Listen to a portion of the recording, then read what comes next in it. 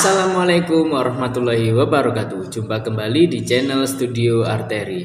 Pada kesempatan kali ini kita bertemu dalam segmen Bertauhid itu Boys. Sebelum kita lanjut, mari simak intro berikut ini.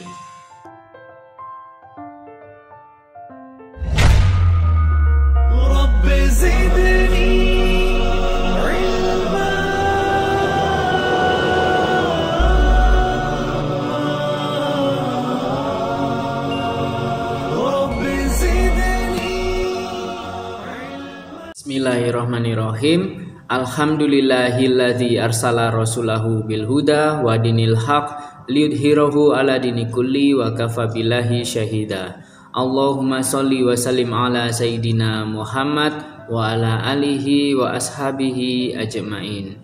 Asyhadu an la ilaha illallah wahdahu la syarikalah wa asyhadu anna Muhammadan abduhu wa rasuluhu la nabiyya ba'da. Rabbi zidni ilma warzuqni fahmah subhanaka la ilma lana illa ma 'allamtana innaka antal alimul hakim. Rabbi shrahli sadri wa yassirli amri wahlul 'uqdatam min lisani yafqahu qawli. Amin amin ya rabbal alamin. Untuk kesempatan kali ini insyaallah kita akan belajar bersama dengan mengangkat tema keutamaan basmalah. Kita tahu bahwa basmalah itu adalah kalimat Bismillahirrahmanirrahim yang memiliki arti dengan menyebut nama Allah yang Maha Pengasih lagi Maha Penyayang.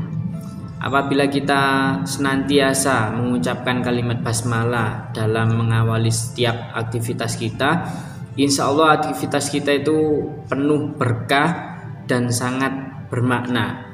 Kita akan terjaga dari hal-hal yang bisa dibilang tidak baik. Contoh kecil dalam bekerja. Kalau kita setiap memulai pekerjaan kita mengawali dengan membaca kalimat basmalah, kita senantiasa ingat bahwa pekerjaan yang sudah kita lakukan itu adalah karena Allah. Jadi mungkin di tengah-tengah pekerjaan kita mendapatkan bisikan ataupun godaan-godaan untuk melakukan hal-hal yang tidak halal, maka kita senantiasa tersadar bahwa apa yang saya lakukan ini karena Allah. Saya tidak berani mencampur adukkan yang batil dengan yang hak. Nah, itu adalah salah satu keutamaan kita apabila membaca basmalah dalam setiap mengawali pekerjaan. Seperti nas hadis dari Abu Hurairah, Rasulullah Shallallahu Alaihi Wasallam bersabda, setiap perkara penting apabila tidak dimulai dengan kalimat basmalah, maka amalan-amalan tersebut terputus berkahnya. Dalam hal ini terputus berkahnya itu kurang sempurna alias tidak maksimal apa yang sudah kita dapatkan. Karena kita tahu bahwa setiap aktivitas yang dinisbatkan atau diniatkan karena Allah itu kita mendapatkan pahala karena bernilai ibadah. Maka dari itu kita hendaknya membiasakan diri untuk senantiasa mengawali segala aktivitas baik kita dengan membaca kalimat basmalah. Karena kita tahu kita tidak mungkin secara naluri maupun logika kita kalau melakukan hal-hal yang buruk secara naluri itu kita tidak mungkin membaca basmalah. Misalkan ada orang yang hendak mencuri, orang yang hendak meminum minuman keras atau alkohol. Orang-orang seperti itu insya Allah tidak akan mungkin berani mengucapkan kalimat basmalah dalam mengawali aktivitas-aktivitas negatifnya. Itu sudah menjadi fitrah atau sunatullah setiap manusia. Kemudian dengan membaca kalimat basmalah itu kita bisa terhindar dari godaan setan. Karena kita tahu bahwa segala aktivitas yang negatif ataupun hal-hal yang buruk yang dilakukan oleh manusia, yang kita lakukan secara tidak langsung itu adalah bisikan atau hasutan dari setan, musuh terbesar kita. Tapi kita tahu bahwasanya setan itu bukanlah sebagai suatu sosok atau wujud, melainkan sifat. Hal ini dijelaskan dalam nas Quran dalam surat An-Nas yang berbunyi min syarril waswasil khannas alladzi yuwaswisu fi sudurin nas minal jinnati wan nas. Artinya dari kejahatan bisikan setan yang bersembunyi, yang membisikkan kejahatan ke dalam dada manusia, baik dari golongan jin maupun dari golongan manusia. Berdasarkan nas dari Al-Quran, surat An-Nas ayat ke-4-6 ini kita tahu bahwa yang dinamakan setan itu bukanlah sosok atau wujud, melainkan sifat yang melekat, bisa dari golongan jin maupun dari golongan manusia. Nah, sedangkan yang menjadi makhluk ini namanya iblis.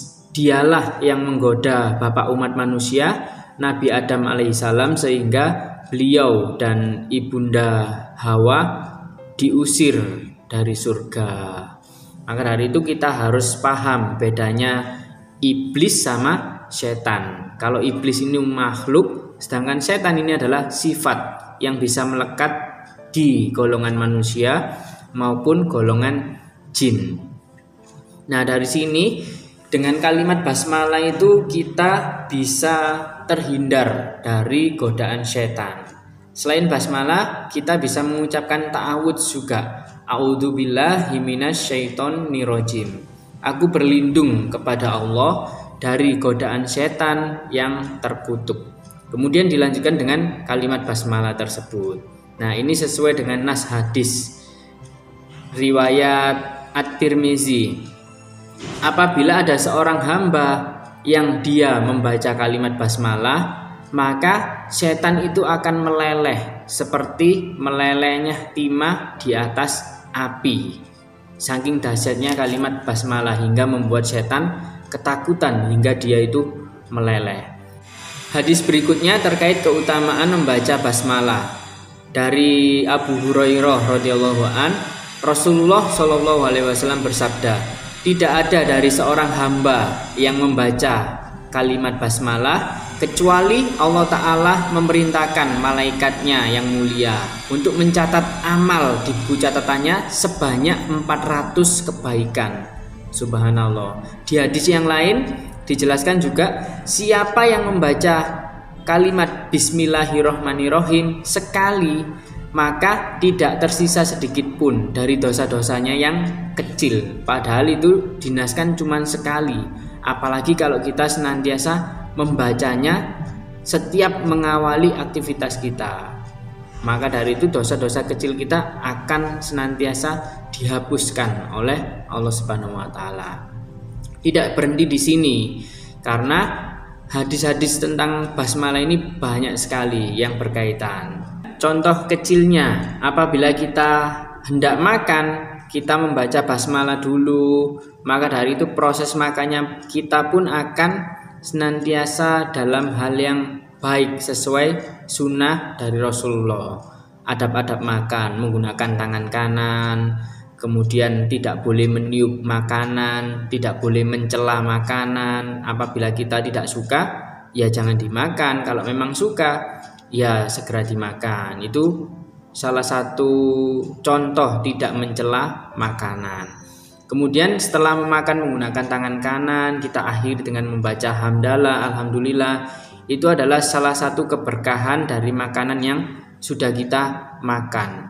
Karena dengan makanan tersebut kita mendapatkan energi untuk bisa beraktivitas, bisa bekerja, beribadah dengan maksimal. Maka dari itu kita hendaknya bisa istiqomah dalam mengawali sesuatu dengan membaca kalimat basmalah. Ngomong-ngomong soal makan ini, ada juga nas hadis yang berkisah tentang membuat setan itu muntah. Iya, setan itu muntah ternyata apabila seseorang membaca kalimat basmalah. Ini kisahnya dari Sirah Nabawi. Saat itu Rasulullah berkumpul dengan beberapa orang sahabat. Kemudian ada salah seorang sahabat itu yang sedang makan dengan lahap, mungkin karena lapar gitu ya. Makan dengan lahap, sesuap hingga tinggal suapan terakhir. Sahabat tersebut teringat apabila dia belum membaca kalimat basmalah di awal makan tadi.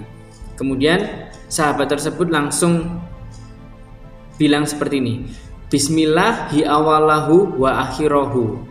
Nah, setelah itu Rasulullah melihat sahabat tersebut sambil tersenyum dan beliau bersabda, sesungguhnya setan dari tadi ikut makan bersama dia sampai dia mengucapkan kalimat Bismillah hi awalahu wa akhirahu. Akhirnya setan itu memuntahkan semua yang ada di isi perutnya.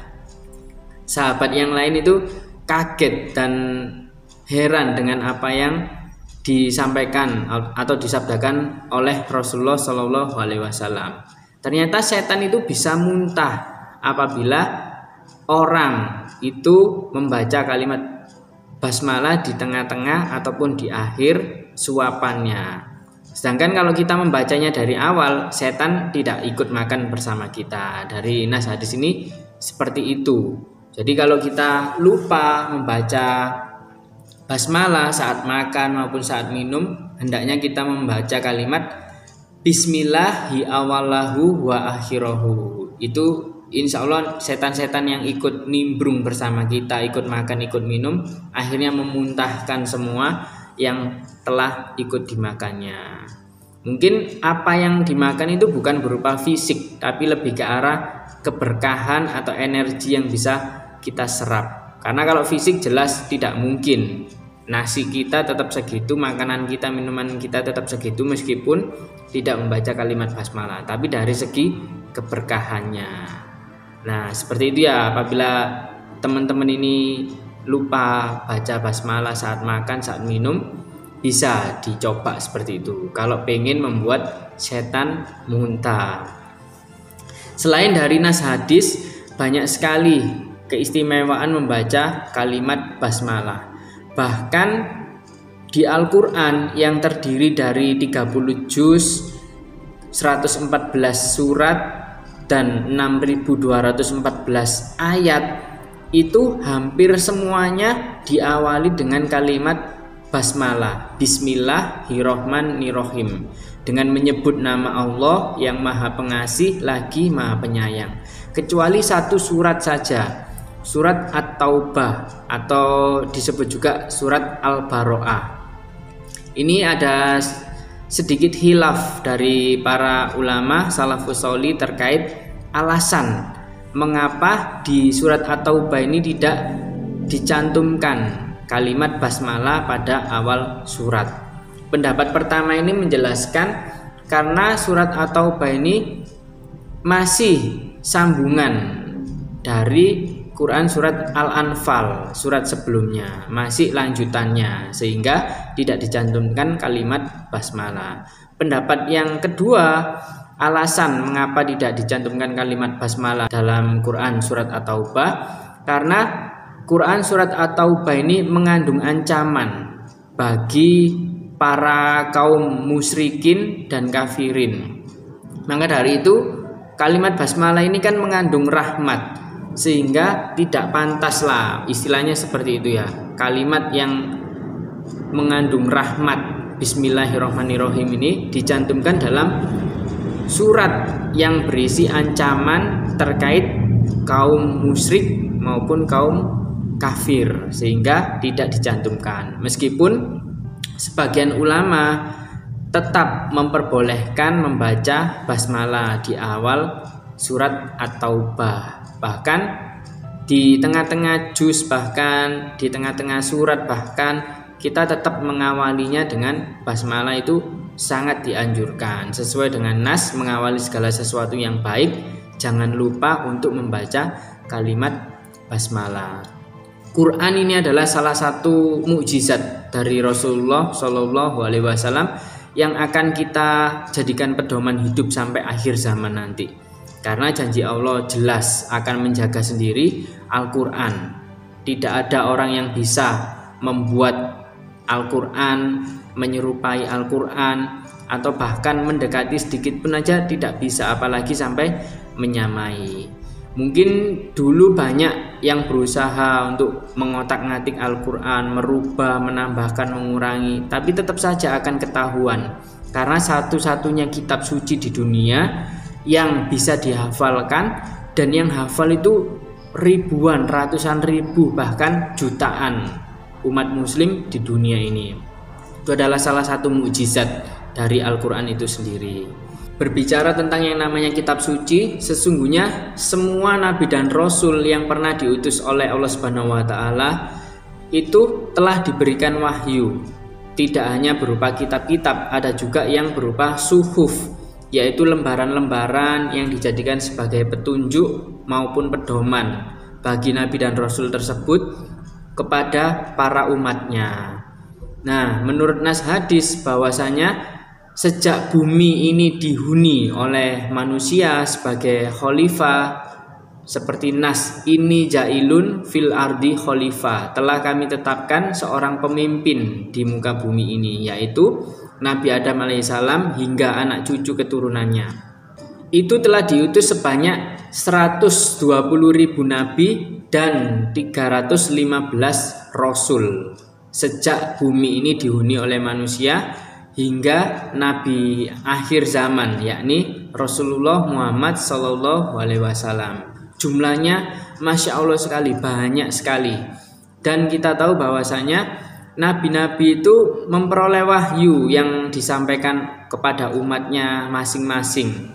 Nah, bedanya nabi dan rasul ini harus kita pahami bahwa kalau nabi ini hanya sebatas memperoleh wahyu dan disampaikan kepada umatnya. Kalau tidak seperti itu berarti meneruskan syariat yang sudah ada, hanya bertugas mengawal syariat yang telah ada.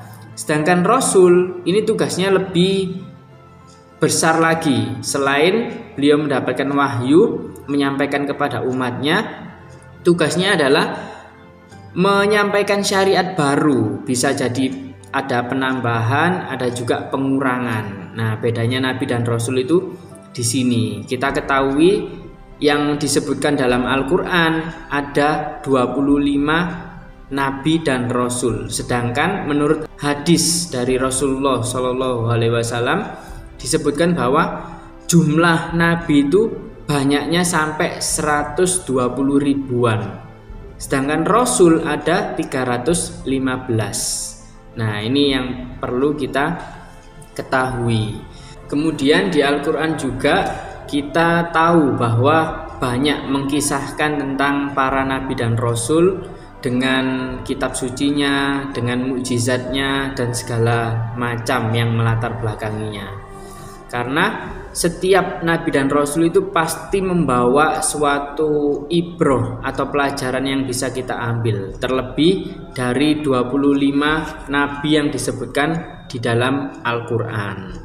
Bukan berarti yang lainnya itu tidak berperan, tapi Allah hanya menunjukkan 25 saja, yang itu dimana bisa kita ambil ibroh yang paling utama.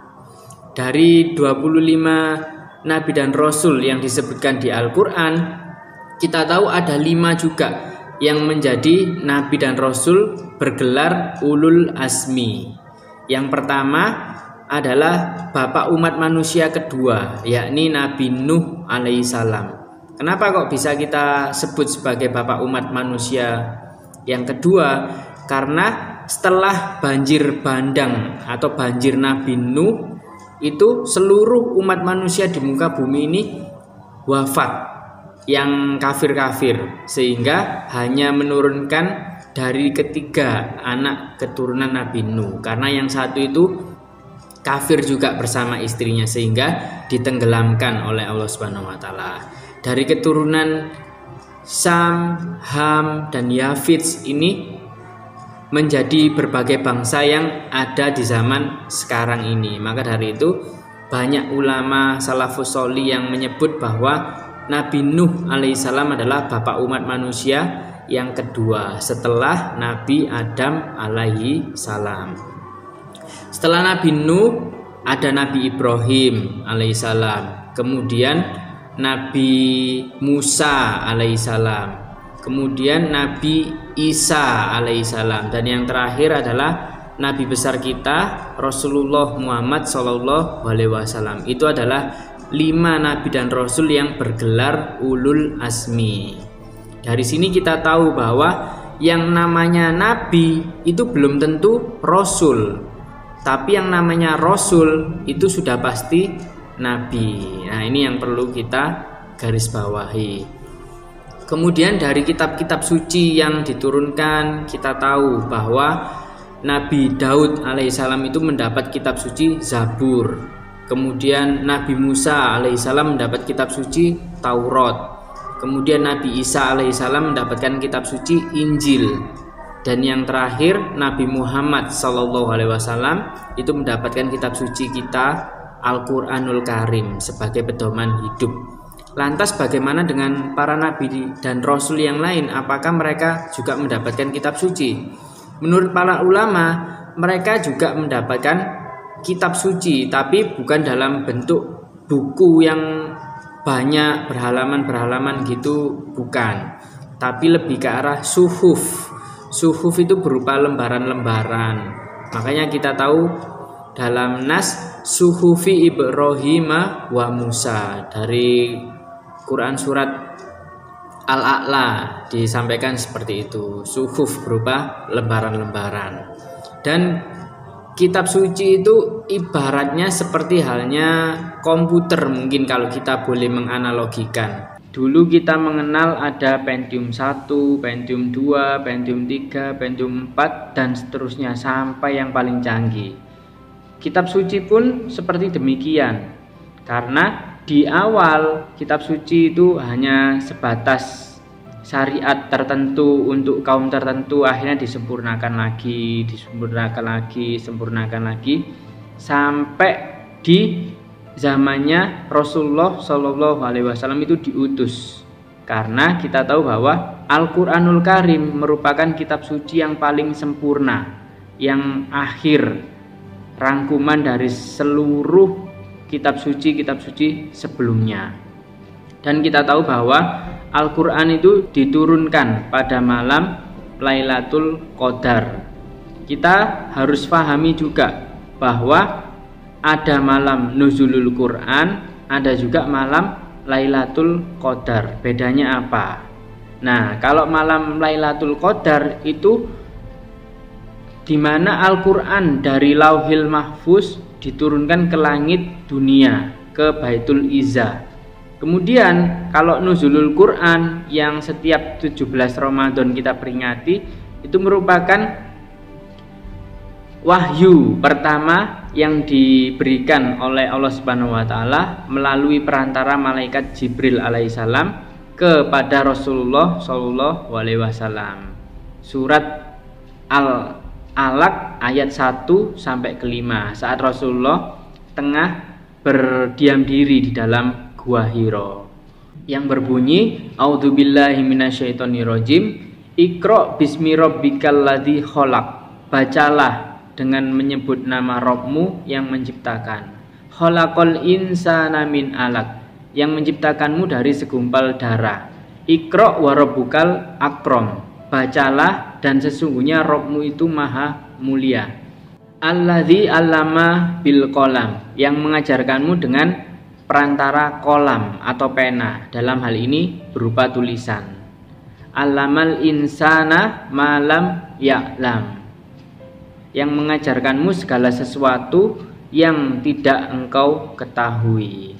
Nah, dari sini jelas dari Quran surat Al-Alaq ini mengajarkan bahwa Iqra, bacalah. Sebagai seorang mukmin, belajar itu adalah suatu kewajiban. Menuntut ilmu adalah suatu kewajiban. Maka dari itu banyak juga hadis yang menyatakan bahwa menuntut ilmu itu pahalanya itu sangat mulia sekali di sisi Allah, bahkan setara dengan pahalanya orang yang berjihad fisabilillah.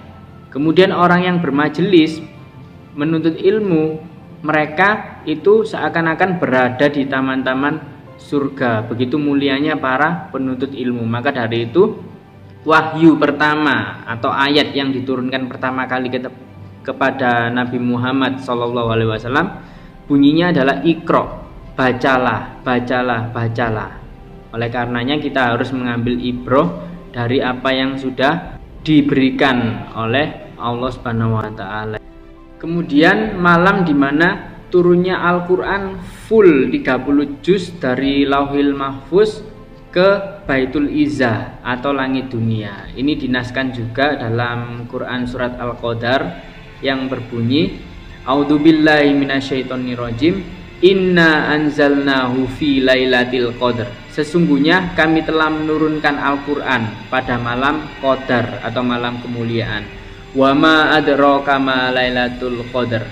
Dan tahukah kamu apakah itu malam kemuliaan? Lailatul Qadri khairum min alfi syahr. Malam kemuliaan itu lebih baik daripada 1000 bulan. Tanazzalul malaikatu warruhu fiha biizni rabbihim min kulli amr. Pada malam itu turun para malaikat dan ruh Jibril dengan izin Rabb-nya untuk mengatur segala urusan. Salamun hiya hatta matla'il fajr. Sejahteralah malam itu hingga terbit fajar. Nah, dari nas Al-Quran ini jelas bahwa pada malam Lailatul Qadar itu malam yang sangat mulia, bahkan lebih baik dari 1000 bulan. Para malaikat turun bersama malaikat Jibril alaihissalam sebagai pemimpinnya para malaikat yang mengatur segala urusan atas izin Allah Subhanahu wa taala. Dan para salafus sholih ini sepakat bahwa berdasarkan nas hadis, malam kemuliaan atau Lailatul Qadar itu turun pada 10 hari terakhir di bulan Ramadan. Alangkah baiknya kita tetap menghidupkan malam-malam Ramadan itu tidak hanya 10 hari terakhir. Karena apa? Terlebih di Indonesia ini masih sering terjadi khilaf atau perbedaan penghitungan dalam hal ini mulainya Ramadan sampai akhirnya Ramadan. Dan kalau demikian pasti 10 malam terakhir, lebih spesifiknya malam-malam ganjilnya pasti berbeda satu dengan yang lainnya. Maka dari itu yang bisa mendapatkan malam Lailatul Qadar adalah di mana orang-orang yang senantiasa menghidupkan malam-malamnya selama bulan suci Ramadan. Insya Allah itu adalah orang yang akan mendapatkan malam kemuliaan ini. Nah, itu sedikit pembahasan yang bisa kita pelajari bersama dalam pertemuan kali ini dalam rangka mengistiqomahkan memulai segala sesuatunya dengan mengucapkan kalimat basmalah atau bismillahirrahmanirrahim. Insya Allah kalau kita mulai dari hal yang terkecil ini, kedepannya kita akan bisa menjadi pribadi yang jauh lebih baik lagi dari sebelumnya.